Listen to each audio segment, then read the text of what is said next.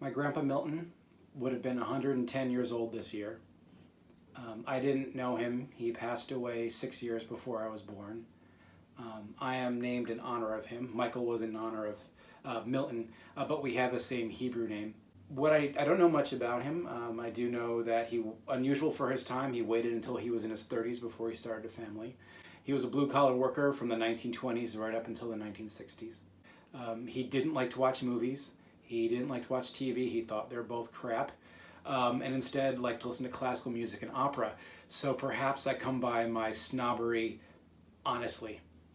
One thing I did learn about him recently is that his only drink was what my dad called Seagram's Rye, or Seagram's VO Canadian Blended Whiskey. This one was bottled in 1968. And I have my grandfather's whiskey glass to try it in.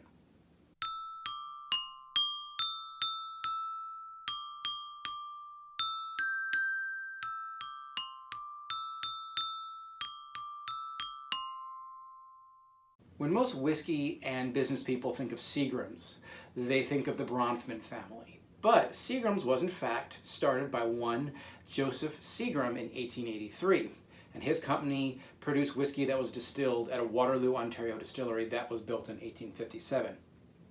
In 1928, 9 years after Joseph Seagram had passed away, the Distillers Corporation, run by the Bronfman family, bought Seagrams.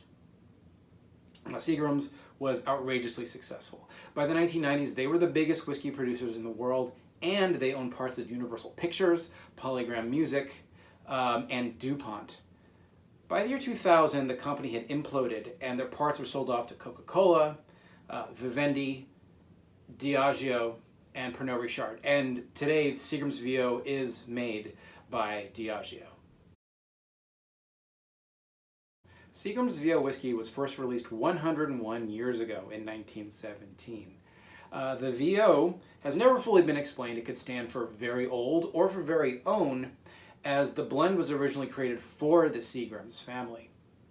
Now, it's had a range of age statements throughout the years. Today, Seagram's VO has no age statement whatsoever, which means it's probably about 3 years old. At the beginning of its existence, it did have a 10-year-old age statement.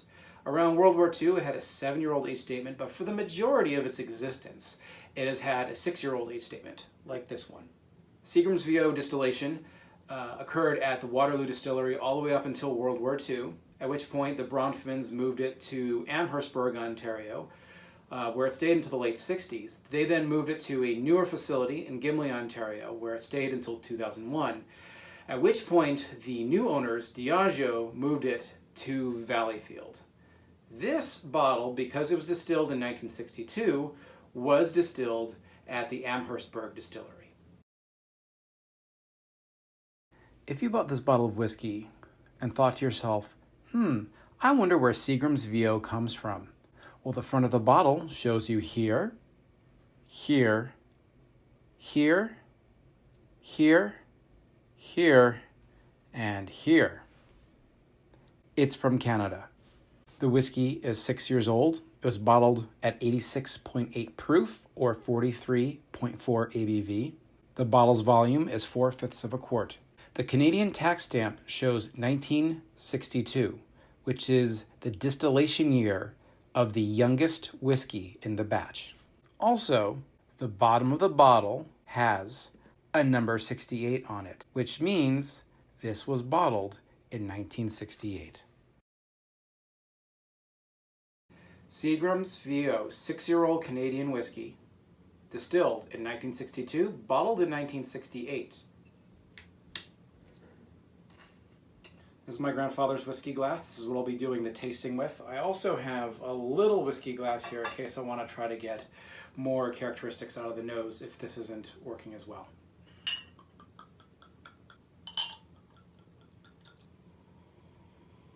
Despite sitting in the bottle for 50 years, the whiskey still has plenty of punch to it. There's cinnamon, very gentle notes of vanilla, a little bit of caramel candy, maple syrup, baked pears, rye, even a little bit of mustard seed, and yeah, alcohol.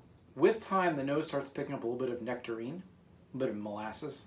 In my grandfather's glass, it actually starts getting a curry note, specifically a big dose of cumin. L'chaim. It's very big. It has the sort of dried fruit that one would find in a sherried scotch. Raisins and prunes, currants. It has an almost grape juice sweetness. I get a real smack of rye. It's a little briny, spicy, a little peppery. The sweetness is not subtle. The spiciness is not subtle. All those dried fruits are not subtle. It is a very big whiskey. To wrap things up, the nose is the most complex of the parts. It has more contours, more dimensions to it than the palate does. The palate, while not complex, is very strong. And I don't mean alcohol strong. I mean the flavors are bold, the sweetness is bold, the spiciness is bold. It is perfectly sippable on its own, neat. You don't need any ice, you don't need to put any cocktails, though I'm sure it'll work well that way. It is just fine on its own. I really enjoy this whiskey, and I'd really like to conclude by saying I feel very thankful to have this whiskey, to have my grandfather's whiskey glass, and to share some of my whiskey experiences with you. Papa. Sounds like my time is up.